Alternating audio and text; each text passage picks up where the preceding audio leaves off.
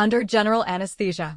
I started babbling and confessed my feelings to the anesthesiologist. She just smiled and said I already had Dr. Joe, so I shouldn't be so fickle. Before I completely lost consciousness, I think I said, "We've already broken up. I don't like Adrian anymore." It was pretty awkward. The lead surgeon for this operation was Adrian's mentor, and Adrian was assisting. If the anesthesiologist hadn't come to see me after the surgery, I wouldn't have known what ID said. Apparently, after "I don't like Adrian anymore," I had added, "Now I like pretty ladies like you." Mwah mwah mwah. Adrian's mentor, never one to mince words, had then chimed in. "Oh, they broke up. Which little lady has stolen my student's wife?" Perhaps because I had added that last part. Everyone thought I was joking. No one believed I didn't like him anymore, that we had broken up. Probably not even Adrian himself. So after I was discharged, he took a day off to take me home. I watched him bustling around, packing my things, and said with my eyes downcast, "I've already arranged for someone to pick me up." He looked up. "I've already taken the day off." His expression was calm, but with a hint of annoyance. Adrian was not a good boyfriend. If I hadn't just had surgery, he would never have even considered picking me up. Just like how my office and his hospital were on the same road. Every time I asked him to pick me up, he would look tired and impatient. Once, when he came to get me, another woman was in the passenger-seated junior intern from his department. For a woman in a relationship, the passenger seat has a special meaning. Adrian was a very accomplished person, a Harvard M.D., currently working at a top hospital in the country. His family background was naturally good too. Both his parents were university professors, and he had a strict upbringing. Perhaps to him, having a friend sit in the back was impolite. I'm sure his colleague thought so too. And to be working with him, her family background and education were at least 2 levels above mine. If he hadn't been picking me up that day, maybe I wouldn't have cared about another woman sitting in his passenger seat. But since he was picking me up, and it was less than a 10-minute drive to my office, why couldn't she have sat in the back? When the car stopped, his junior intern offered me the passenger seat. I smiled, held the door to prevent her from getting out, and got into the back myself. That day was destined to be an unhappy one. I had been having stomach problems for a few days and had only had a glass of soy milk all day. I was hungry in the car and wanted to eat a piece of chocolate. The moment I tore open the wrapper, his voice came. "Don't eat in my car." It was cold, with a hint of anger. I saw his furrowed brow in the rearview mirror. The female colleague in the passenger seat tried to play peacemaker, teasing him not to be so strict with his girlfriend. Halfway home, I got out of the car. He really did listen. He didn't ask me why I was getting out in the middle of the road. The moment I was out, the car sped off without a second thought. I never rode in his car again. That incident was a thorn in my side. I had thought that with time, the thorn would soften and eventually disappear. Until last month, when his junior intern sent me a red envelope, saying it was for a car wash. She had been eating an ice cream cone in his passenger seat and had accidentally dropped it. It was just an ice cream cone. A wet wipe would have been enough. Her doing this was nothing but a provocation, a way of showing that she was special to him. When I saw the message, I was at home cooking. I thought about it, didn't accept the money, and sent a screenshot of the chat to him. "You deal with her." After a moment, I sent another message. "Adrian, let's break up." Breaking up was not a Spiro Femme decision. I had thought it through, but I had felt that a breakup should be done face-to-face. So I had planned to bring it up when he was on vacation. After receiving that message, I suddenly found my own idea ridiculous. Perhaps he didn't care about that ceremony at all. I blocked all his contacts and only took my dog, Lucky. When I left, Lucky was a husky. Adrian didn't like dogs. It was only after a lot of pleading that I was able to keep him. I had thought that Lucky was so cute, he would eventually win him over. But he just didn't like him. Day after day, he grew to dislike Lucky more and more. We had fought about the dog many times. Once, I was away on a business trip for 3 days and had asked him to take care of Lucky. When I came back, there were even mosquito larvae in Lucky's water bowl. When Lucky saw me, he desperately scratched at the door, his signal that he needed to go out. I quickly took him out. Afterward, I confronted him. He just rubbed his temples, not wanting to argue. "I'm very busy." You should have known from the day we got together that I don't have time for other things. His words shut down all my questions. As a liver and gallbladder surgeon, he was indeed very busy. He shared an office with his mentor. He was in charge of most of the patients who needed to be hospitalized. Every Friday, he would assist his mentor in surgery. From morning to night, 4 or 5 operations a day. He had to follow up on the patient's conditions after surgery. If there were no problems, they could be discharged in 3 or 4 days. And then he would have to deal with the next batch of patients. It was basically a weekly cycle. I had met him when my mother had her gallbladder removed. He had been in charge of her case. My mother said that during the surgery, he had praised me, saying I was very filial. After her follow-up, she got his contact information and boldly set us up. During my mother's hospitalization, I had a very good impression of him. He was patient, kind, and gentle with his patients. At a top hospital, patients came from all over the country with all sorts of accents. Some didn't even speak Mandarin. I couldn't understand their dialects, but he could converse with them easily. He would patiently explain things over and over again, even when patients asked the same meaningless questions. After we got together, whenever I felt he was neglecting me, I would think that if he could just treat me with the same attitude he had toward his patients, I wouldn't be so disappointed. Since I had made my decision, I wouldn't regret it, no matter how good he was. If he wasn't right for me, I shouldn't force it. Do you remember we broke up? I slowly got out of bed, wearing slippers. Having surgery at his hospital was not what I had wanted. The cause was gallstones causing cholecystitis.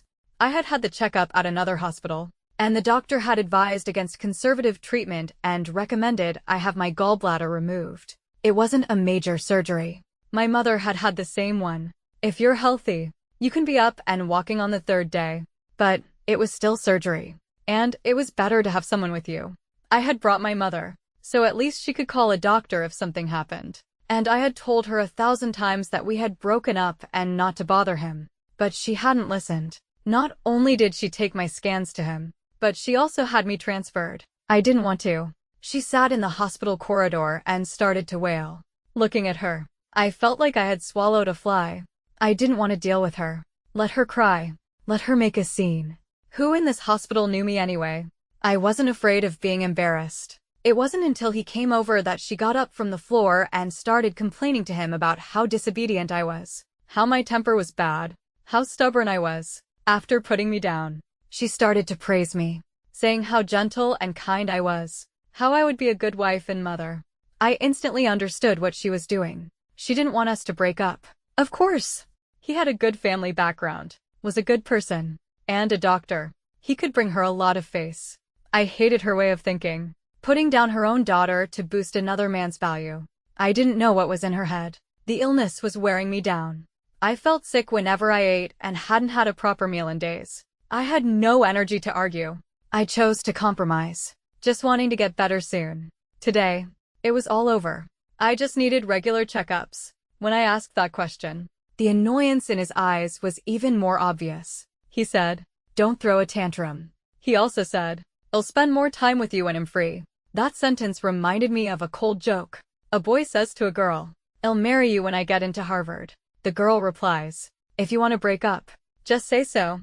With his profession, when would he ever be free? His holidays were all spent on his papers. When I chose to be with him, I told myself to be understanding of his profession. And I did. I was diligent and made no mistakes at work. And I took care of him meticulously in life. A young man entered the room. The person who was picking me up had arrived. I didn't understand why he still didn't want to break up when he clearly didn't like me. I was tired. I didn't want to live a life of one-sided effort. I took the man's arm and looked at him seriously. This is not a tantrum. Breaking up was a well-thought-out decision. Julian, if you knew me at all, you would know that I am never impulsive. Let me introduce you. My current boyfriend, Julian. I'm not one to jump from one relationship to another. I did this because I was holding in a lot of anger. His junior intern's greedy behavior had made me suffer so much. Why couldn't he have a taste of his own medicine? But after I said it, I regretted it, because I could feel his arm tense up.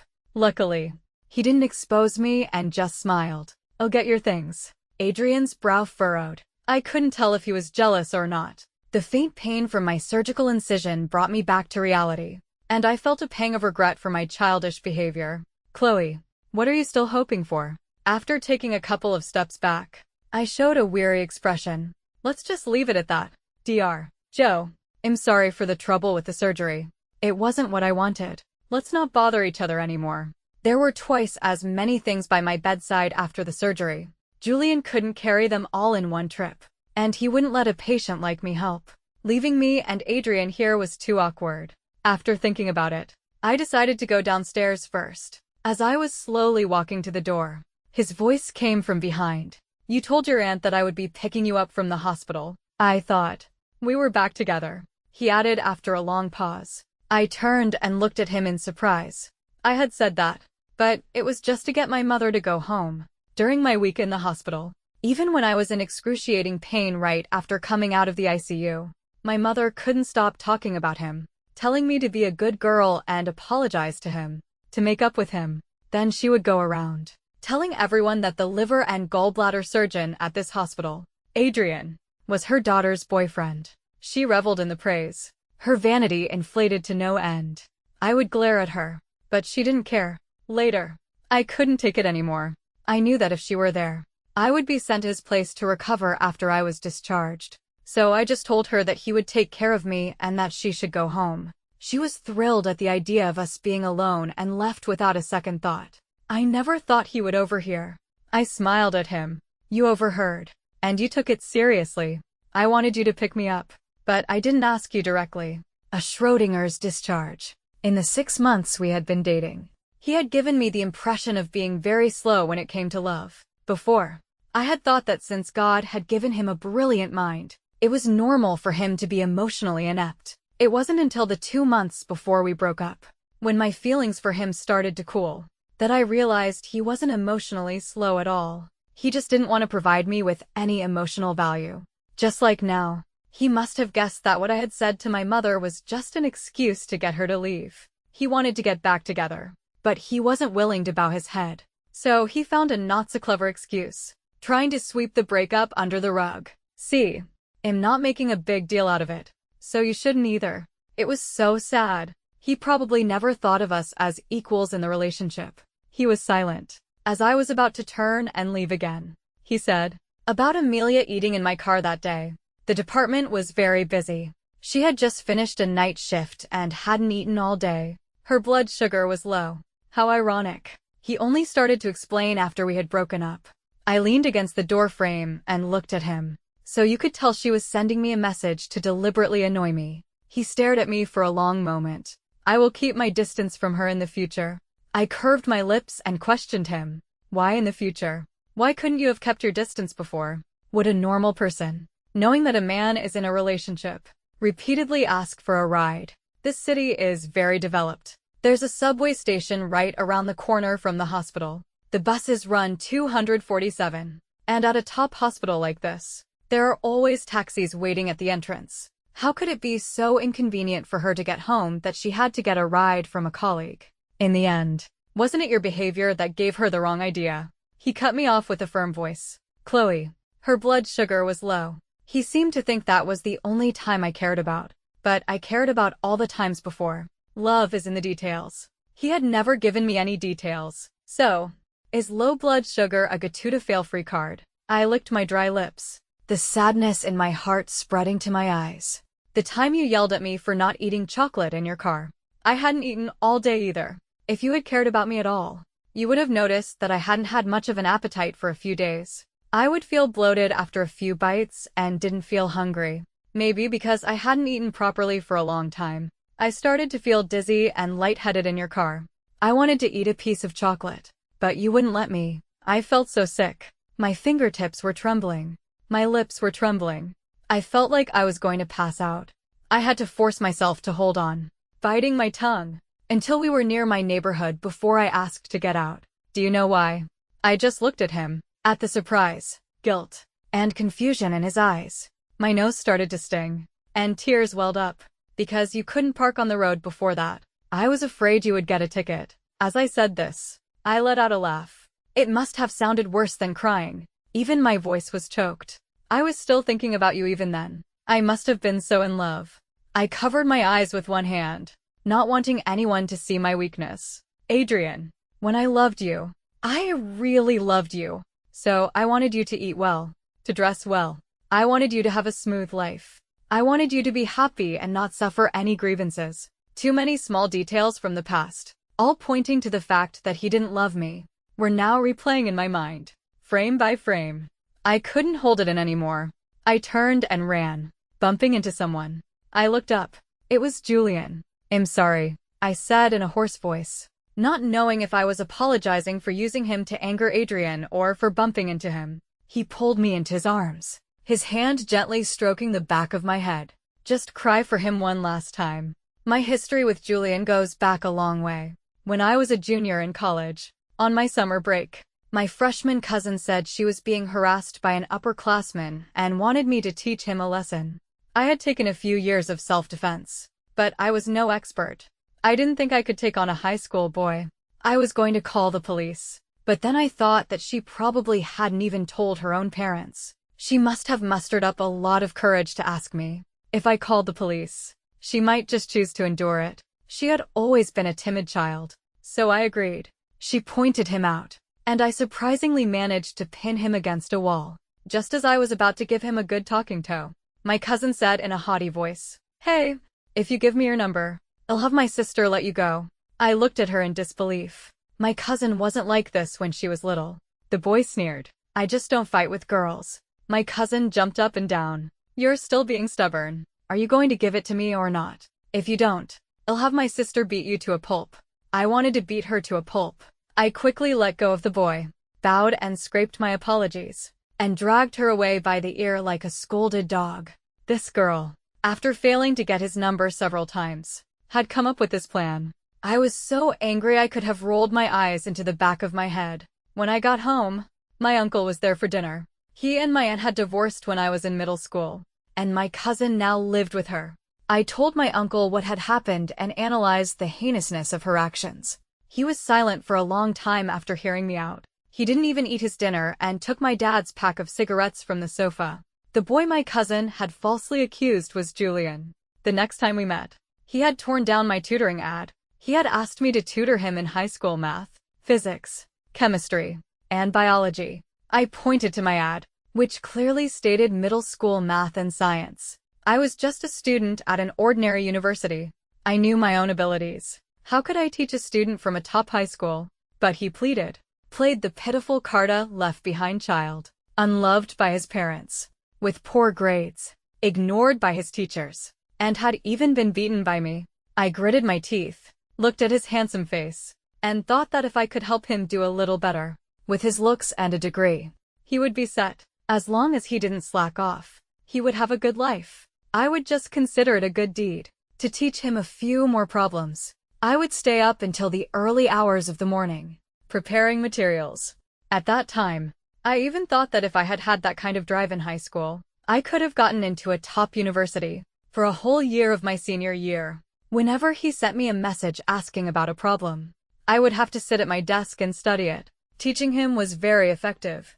I passed my teaching certification exam without any preparation. Later, after he graduated, I asked him how he did. He just said, "It was okay."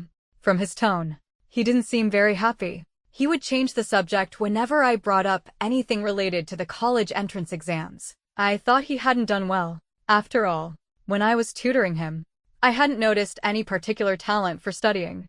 To avoid hurting his feelings, I didn't ask again. After I graduated, I sent out a few resumes in the city where I had gone to school. After a few comparisons, I decided it wasn't a good fit. I didn't go back home until mid-July. I thought that the top high school in the county would post the college entrance exam results at the gate every year. A list of over 1,000 students, with their scores, rankings, and the universities they were going to. Julian was first in science. Very good. To make sure it wasn't a common name, I even looked around and confirmed that there was only one Julian in the entire senior class. I asked a few of the seniors who were looking at the list, and they told me that he had always been a top student at the county high school. The head of the grade had even boasted that he would be their first Harvard student in a decade. And he had done it. Very good. He had played me for a fool. If I could tutor a student to a score of 700, The principal of this high school would have been begging me to come and teach. You damn liar. I immediately blocked him and swore I would never see him again. I had almost forgotten about it. But fate has a funny way of working. Less than 3 months after I started working in this city, he became my boss. How tragic. When he saw me, he did everything he could to apologize. Every time he saw my cold face, his eyes would turn red. It made me look like a heartbreaker. Our relationship later eased. It was when I needed surgery, and I had nowhere to leave Lucky.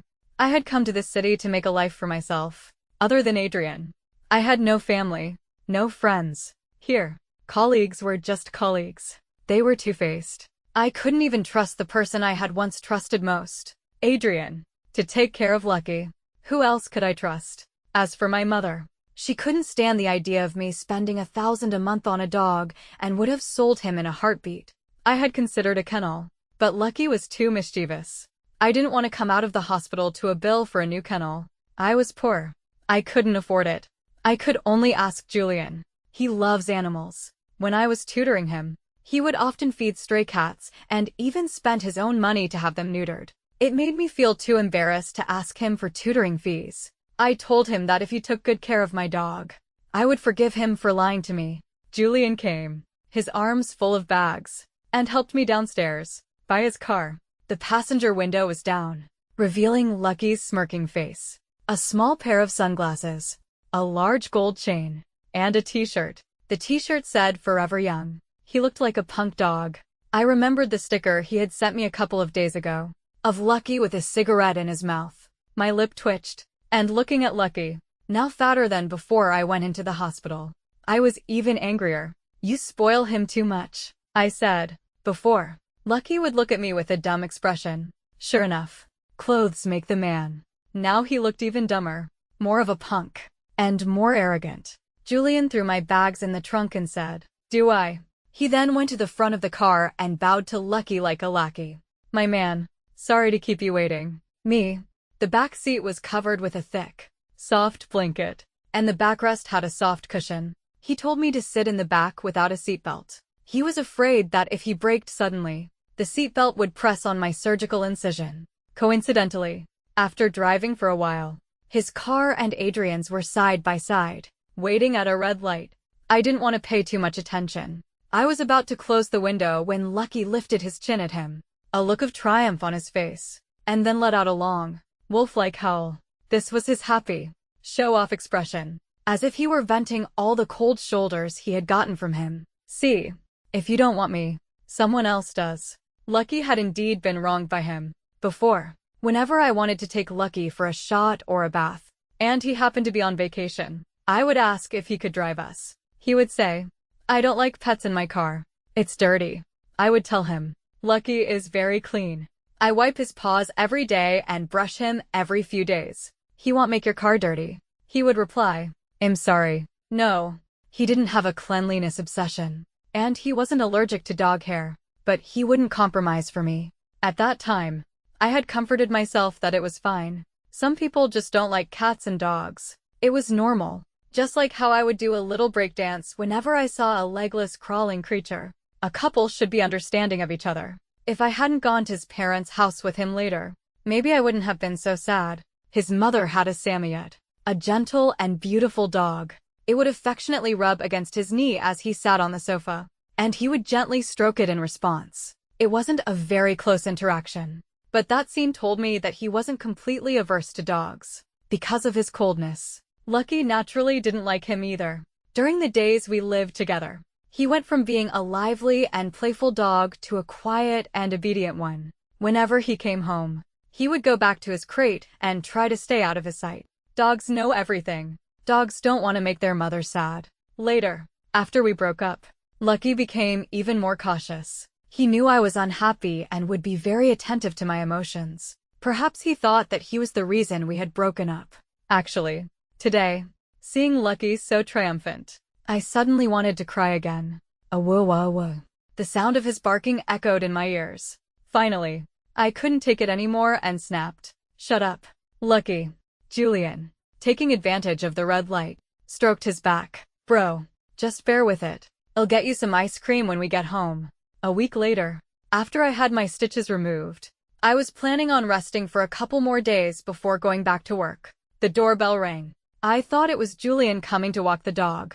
In my current state, I really couldn't keep up with a husky's energy. When I opened the door, it was him. He was holding a bag of fruit, bananas, grapes, and kumquats. "You didn't get your stitches out," he said bluntly. "I did," I replied. Then, after a thought, "At the second hospital, after surgery. It's better to have your stitches removed and get a checkup at the same hospital." But I didn't want to have any more contact with him.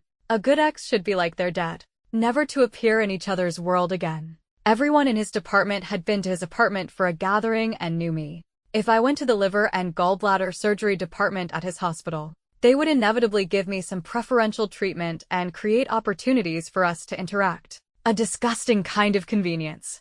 I didn't move aside to let him in. I just stared at him. After a moment, I was the one to speak first. "Are you here to visit me?" Seeing that he didn't answer, I said again, "You've seen me. You can go now. You don't have to leave the fruit." He was slightly taken aback. He wasn't wearing his glasses today, and his beautiful eyes gave his coldness a hint of gentleness. "Just a friendly visit. I can't even give you some fruit?" he asked. My gaze fell on the fruit in his hand. After a long pause, I suddenly let out a light laugh. "When we were living together, you rarely cared about what we ate. You're not a picky eater. You'd eat whatever was there. And if there was nothing, you'd just order takeout. You're easy to please. I quite liked that about you." When I looked at him again, I could see a hint of pleasure in his eyes, perhaps from my praise. I continued to smile. "So I think we're really not a good match. I'm a picky eater. I hate bananas. The smell makes me sick. If you had paid even a little attention to me, you would have known that I don't really eat fruit. I only buy some occasionally for Lucky. My mother even told me that as an adult. I should just say what I like and don't like. I don't have to make people guess. Everyone is busy. Do you remember when your colleague came over for a gathering? They brought a lot of fruit. I told you I don't like fruit and that it would go bad if we kept it. I told you to take it and share it with your colleagues so it wouldn't go to waste." His hand, holding the plastic bag, tightened. A wave of vindictive pleasure washed over me. "I'm sorry. I don't remember," he said in a hoarse voice. "But you have a very good memory, don't you? You can remember every patient's voice, their medical history, and you never get them mixed up." I questioned. "Adrian, you're not a picky eater, but you prefer your scrambled eggs with tomatoes sweet. You like your fish and shrimp steamed. You prefer beef over pork, and you're not a fan of organ meats. Sometimes I think that because you don't cook, you don't notice what I don't like to eat. But when we go out, for hot pot, for barbecue, for whatever, every time I order milk tea, it's always unsweetened pure tea. Every time you're with me, you hear me say to the waiter, 'Jasmine, regular ice, no sugar.' So why, when you buy it for me once, does it become blood glutinous rice? And from a milk tea shop I hate. But you did get one thing right. I can drink cold drinks during my period. It doesn't affect me at all." After saying all this, I gave a self-deprecating smile. That one date, when I got that regular ice blood glutinous rice milk tea, the thought of breaking up had suddenly crossed my mind. I said I was on my period and craving spicy hot pot. He probably only heard the words spicy hot pot, perhaps in a doctor's medical knowledge. As long as a girl doesn't have any discomfort during her period, she can eat and drink and exercise normally. But a girl in love, who doesn't want to be cherished and pampered, even if it's just a verbal drink more hot water. I had never told him that I didn't need to avoid cold drinks during my period. Julian hadn't even come up the stairs yet, but Lucky was already running out with his leash in his mouth. The moment he saw him, he started wagging his tail and wiggling his butt. A completely different dog from the one who had been hiding just a moment ago. The apartment I was renting was on the outskirts of the city. The building was old, not very tall, with no elevator, and far from the city center. I rented it because it was cheap. Luckily, there was a subway station nearby. The only difficulty for me was having to wake up 40 minutes earlier every day to squeeze onto the subway. The moment Julian arrived, Lucky started acting like a little tyrant. After being leashed, he didn't leave right away but circled around Adrian, sniffing him, and then stood in front of him, put his paws on his chest, and gave him a little push. It was as if he were telling him to leave. He was wearing a white casual suit today, and now there were 2 muddy paw prints on his jacket. I stopped Julian from taking out a tissue for him and looked at him coldly. Adrian, since we've broken up, can you just disappear from my world forever? In the end, I added, even the dog thinks you're a loser. Adrian started waiting for me after work. He would bring me a cup of my usual jasmine tea and would sincerely apologize for his past mistakes over and over again. No matter how sarcastic I was, he would take it. There were no other women in his car. Even when I got in with a stinky tofu and fried skewers, he didn't mind me eating in his car. After ignoring Julian's suggestion to pretend to be my boyfriend again to get rid of him, I looked at the man in front of me. It's strange. You've started to care about me after we broke up, I said. He didn't deny it and just handed me a plastic bag of cold medicine. The weather had been unpredictable lately, and the flu was going around. I had unfortunately caught it. He had been trying to see me for the past few days, and had probably seen me wiping my nose several times yesterday. I looked at the medicine in his hand and smiled. Delayed thoughtfulness is actually quite disgusting. You know, before, when I had felt a discomfort in my abdomen, I thought I had just eaten something bad and got some stomach medicine from the pharmacy. I had been taking it for over a week with no improvement. My stool had even turned black. Later, when I went to see a gastroenterologist at the hospital, I ran into him and his mentor, followed by a group of people. The first thing he did when he saw me was not to ask about my condition, but to frown and say, "Didn't I tell you not to come to the hospital to find me?" At that time, I had given a bitter smile and held up my registration ticket. Later, his mentor came over to smooth things over and asked me a few more questions. What's the situation? Tell me what's wrong. I told him the truth. Black stool. Right. I remember seeing you taking medicine at your place last time. What was it? Stomach medicine. Do you remember the name? Bismuth magnesium. Have you had this before? No. After a few questions, his mentor's tone was relaxed. It's normal for your stool to be black when you're taking bismuth. If you take it for a long time, your tongue will also turn black. You don't have to worry about it. After you finish this course of treatment, if your stool is still not normal after a few days, then you can consider getting an endoscopy. He added, I see you have a discomfort in your upper right abdomen. Did you have an ultrasound of your liver, gallbladder, pancreas, and spleen before you started taking the medicine? I shook my head. Then he told me to go to another specialist in the liver and gallbladder surgery department and have him order an ultrasound. As I was leaving, I glanced at him. His junior intern was probably asking him a question, and he was patiently teaching her. It was so sad. Just last night, I had been so scared after searching online, thinking I had some serious illness. I had asked him, since he was a doctor. He had just said, it could be a gastrointestinal bleed. Go get an endoscopy. We were living under the same roof, and he hadn't even noticed that the medicine I was taking could cause my stool to change color. Out of spite, I didn't get the checkup at his hospital. I wanted to know if he would care that I might be sick. He came home late that night, washed up, and went straight to bed. The next morning, I deliberately didn't make him breakfast. He didn't seem to mind and finally remembered that I had gone to the hospital the day before and asked about my checkup. I said, you and that specialist are in the same department. It would be very convenient for you to just ask him. He said that unless it was necessary, doctors would not casually disclose patient information to others. I retorted, didn't you think of calling me to ask during dinner? He said that their department had had 2 emergency cases and was very busy. So busy that he couldn't even find the time to send me a text. It's normal for couples to argue. He and I had had some minor disagreements before. Most of the time, we would just tacitly stop talking about it after a couple of days and pretend it never happened. That was the first time I had ever cried in front of him.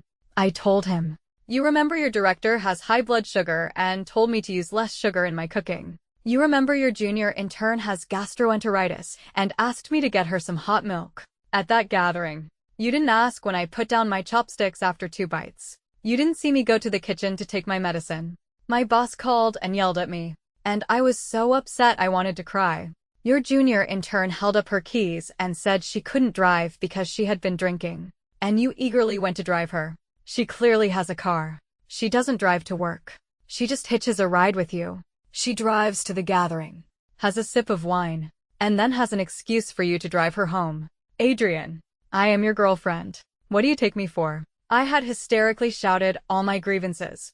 He was stunned for a long moment, then apologized and afterward thoughtfully bought me an expensive set of skincare products. No wonder people say that couples should live together before they get married. When we first started dating, I was in my hometown, and he was in this city. We only saw each other on the weekends when I took the train. The distance and infrequency of our meetings naturally created a sense of beauty. He would reply to my messages promptly, send me popular lipstick shades on holidays, and would have our itinerary and hotel booked when I went to see him. But that was it. He rarely initiated contact. He didn't care that I had told him not to send me lipstick anymore. His itineraries were always the same, as if he were just mechanically following a set of instructions. I just thought he was busy. After all, I had stayed with my mother at his hospital before. He was probably just starting out in his learning phase, and was working around the clock for his career, putting himself under a lot of pressure. It wasn't until we lived together that I finally realized he just didn't love me. If you don't love someone, why be with them? It took me a long time to accept that he was just looking for a good wife and mother. His career was destined to flourish. He would get busier and busier. He wanted a stable family, so he needed a good helpmate. From the very beginning, he had seen me as docile, filial, diligent, and capable. His parents thought so too. We met his parents 3 months into our relationship. He wasn't very enthusiastic about my rural family. It was obvious he didn't like the rural environment. When he was talking to my parents, he had also mentioned his intention of settling down in this city. Later, I went to his parents' house with apprehension, trying to show my best side, afraid I would displease them.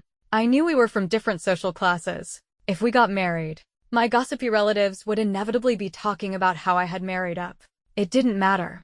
I would just roll my eyes at them. Surprisingly, his parents were quite pleased with me and even hoped we would get married soon. The betrothal gift, the banquet, everything would be according to my hometown's customs, according to my parents' wishes. I was so happy to feel their kindness. Later, I overheard a conversation between his aunt and his mother in the kitchen. His aunt thought my education and family background were average. My looks were only average, and I had no special talents. She asked her sister-in-law how she could be satisfied with me as a daughter-in-law.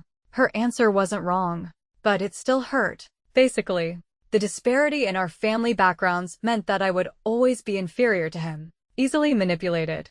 My job was ordinary, but I was a good caregiver. They didn't need a career woman daughter-in-law.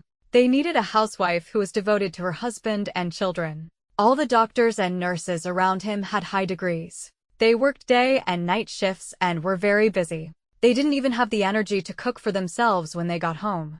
Who would want their own child to be eating hospital food and takeout every day after they got married? Later, after they had finished in the kitchen and came out to chat with me, his aunt took my hand and asked if I knew how to cook. It was a little presumptuous for a girl's first visit to be asked about her cooking skills. So his aunt was the one to be the bad guy. One played the good cop. One played the bad cop.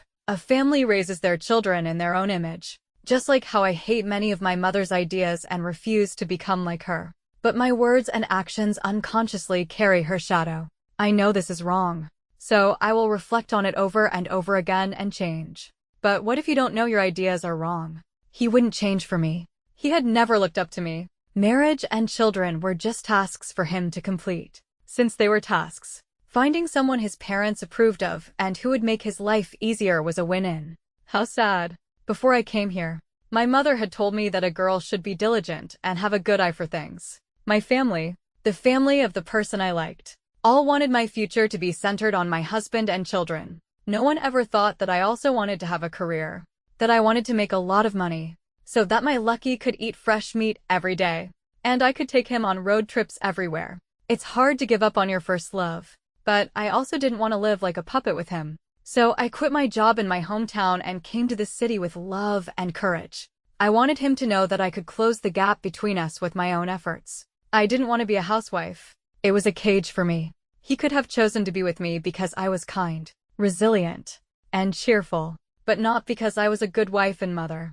Unfortunately, I failed. The qualities I thought I possessed were insignificant in his eyes. Perhaps there were too many excellent women around him. I was just average. No matter how hard I tried, I could never be the best. His persistence really surprised me. I would throw away the things he gave me. I would never get in his car when he came to pick me up. My concern for him would only be met with my harsh words. He spent more and more time on me, wherever I was. His eyes were always on me. Just a few days ago, I even saw her, his junior intern, changing trains here. She was pushed around by the crowded crowd and was on the verge of tears. With her height, she could see him, who was following me, from a distance. He didn't even give her a second glance. It seems that even the most high-quality men have their weaknesses. He's not incapable of rejecting other women. He's just unwilling to do it for you. I couldn't be bothered with them. I just kept my head down, ready to strike. If anyone stepped on me and didn't apologize, I would use my size 38 foot to step on their shoe and then kick it away. After getting off the subway, I walked away. He, having been put down by me for so many days, must have been getting a little impatient. He grabbed my arm, a hint of frustration in his eyes. "Can't we just have a proper conversation?" he asked. What was there to talk about? That no matter what, he could never give me the details I wanted. "My shoelace is untied, Adrian," I replied. He looked down and saw that it was. He let go of me, then did nothing. I looked at him, smiled, and licked my lips. Just as I was about to bend down, Julian appeared from nowhere, grabbed me, and helped me up, then knelt down to tie my shoelace. After he stood up, he said, "Your incision hasn't fully healed yet. You shouldn't bend down too much. It will hurt." Then, he looked at him, his eyes filled with a suppressed emotion. A liver and gallbladder surgeon should know where a patient's surgical incision is. His face instantly turned ashen. After that, he hadn't come to see me for a long time. I thought he had given up. But then I got a call from my mother, and I was instantly disgusted by his despicable behavior. Her call was the usual. First, a barrage of scolding. No matter what happened, it was always my fault. Then, a list of all my shortcomings. To have found a man like him was a blessing from our ancestors. Then, a long-winded speech about how hard his job was and how I should be more understanding. I replied, "Mom, the people who have it easy in life, their parents have already created a world where they don't have to work at all. His job as a doctor is hard. But is my life as a normal office worker in a first-tier city easy? Why doesn't she ever think about my difficulties? Don't give me that. You're difficult. What's so difficult about you? You eat his food, drink his drink, live in his house, and you can't even save a penny. What are you good for?" My mother had been like this for a long time. In her eyes, a girl should be a good wife and mother. I grew up listening to her say, "If you're lazy and gluttonous, your in-laws will beat you to death." It wasn't until the internet became widespread that I realized her words were wrong. Not all mothers PUA their children like her. Before I came to the city, I hadn't planned on living with him. I had already rented a place. But after my landlord harassed me, he had suggested we live together. I had no choice. The hotels that allowed dogs were all very expensive, and I couldn't just abandon Lucky. He didn't ask for rent, and he paid for all the utilities. I don't like to take advantage of people, so I paid for all the groceries. After I got my salary every month, I would restock all his daily necessities. He used a 680 yuan facial cleanser, a 370 yuan shampoo, and a 260 yuan toothpaste. I never thought these things were expensive, at least compared to the rent in the city center. It was nothing. Okay, I did take advantage of him. The sofa in his apartment was chewed up by Lucky. I had wanted to buy him a new one, but he said it was fine. So I bought him a four-figure shirt instead. The more I thought about it, the sadder I got. I choked up, hearing me cry. Instead of comforting me, she scolded me even more. "Cry, cry, cry. I say a few words and you cry. Are you here to punish me? Straighten yourself out. Next week, your father and I are coming over to talk to your in-laws about the betrothal gift and the wedding. You'd better be ready. If you act up, I'll beat you to death." I slammed the phone down. My chest heaved for a long time, but I couldn't hold back my tears. I don't understand. I really don't understand. To go to the groom's family to talk about the betrothal gift. How is that any different from selling your daughter? I made a bold decision. I compiled all the evidence of his and his junior intern's suspected affair, in chronological order, and posted it online. Besides the car wash fee for eating in his car, she had also left behind a watch, a hairpin, a hair tie, a clear nail polish, and a mask with lipstick on it. Every time she rode in his car, she would leave behind a strong scent of pheromone perfume. Doctors at his hospital are not allowed to wear perfume. She, on the other hand, was very romantic. After a long day at work, she could still put on a seductive perfume and get into another man's car. Seductive is an understatement. She was trying to turn him on. And last time, after the gathering, he drove her home. I followed in a taxi and saw her pretend to be drunk and fall into his arms, trying to kiss his chin. Although he immediately pushed her away. What did that matter? He could have just not driven her. Besides that, she would always post ambiguous things on her social media. She and he had the same mentor. He had been at the hospital for 2 years longer than her. The mentor was very busy, so he was the one who was teaching her the basics. I had screenshotted these posts and sent them to him to question him. Over and over again, he would just say, "I'll handle it," but he never did. A woman repeatedly and brazenly provoking the official girlfriend can only be because the man is not doing anything about it. To make this ferment faster, I spent some money on traffic and contacted several news media outlets to expose it. The netizens quickly caught on, and among them were many former patients of the hospital. No way. Dr. Joe is a nice guy. I was his patient. He's really much kinder and more professional than the older experts. Heh. You can't judge a book by its cover. So gross. So gross. A scumbag and a bitch. A match made in heaven. Please just stay together and don't come out and harm anyone else. His career might be ruined. His parents quickly called to question me. I didn't answer. I threw my phone, which I had used for 7 or 8 years, into the toilet, packed my bags, and prepared to run away with my lucky. My parents are from a normal rural area. They don't use their phones much and don't pay attention to hot news. When they come next week to talk about the betrothal gift, they will definitely be thrown out and yelled at, maybe even get kicked a few times. Serves them right. I will no longer have any empathy for that family. I will never set foot in that house again. If they are old and alone, sick and suffering, I will not go back to see them even if they die. I will find a small town with beautiful scenery, hide away, and live my own life. Not someone's filial daughter, not someone's good helpmate, just a good mother who works hard to buy her lucky canned food.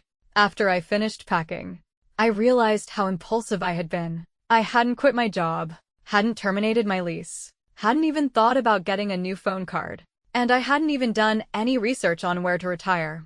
I typed out my resignation letter on the computer, found my ID to get a new phone card, and just as I got downstairs, I saw his tall figure.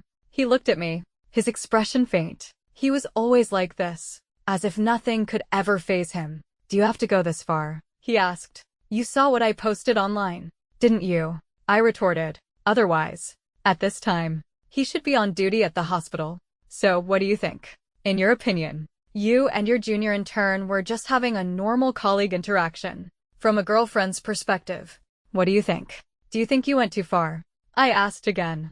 He was silent for a moment, then said, "She is a very talented person. She is very suitable to be a doctor. If she develops her skills, she can bring hope to more patients. So I will give her more guidance at work." Slap. I slapped him, cutting him off. I had originally felt a little guilty about possibly ruining his career. Now it seems I was a real saint. He was a man of high status. He had probably never been slapped in his life. I looked at his swollen face and sneered. My heart filled with nothing but disgust for him. "Don't come looking for me again.